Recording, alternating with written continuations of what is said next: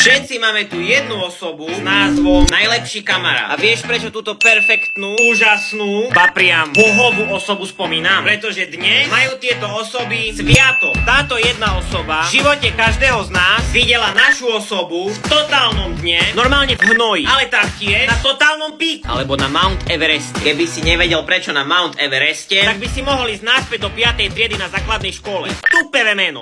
Však to je najväčší strom na celom svete. Dobre, ale veď, ja takú osobu v živote mám. A teraz verejne priznávam a hovorím všetko najlepšie. Blondiava kokoti. Prepáčte, emócie, nechal som sa uniesť. Fešak, ďakujem, že si sa mi skoro pred dekádou, to už je čo povedať, spavnul do môjho života a ostal si v ňom až dodnes. Lebo sú momenty v mojom, ale aj v tvojom živote, ty blondiava kokoti. Dobre, znova emócie. Keby ja nemám teba, tak neviem, v jakej riti by som skončil. Ale v tvojej by to nebol. Jak hovorí jedno múdre príslovie, ak máš v živote kamaráta 7 rokov, tak je jak olovená gula, ktorá je na tvojej nohe normálne prizvaraná. A ja nie som holý, ja mám znova trenky, vo vonku je hit. Takže mám ťa rád, ty moja blondiava olovená gulka. Je to fest divné, že by som chcel dneska, keď je tento sviatok, môjmu kamarátovi šláhnuť v pís, lebo podľa mňa to je najväčšie vyznanie lásky.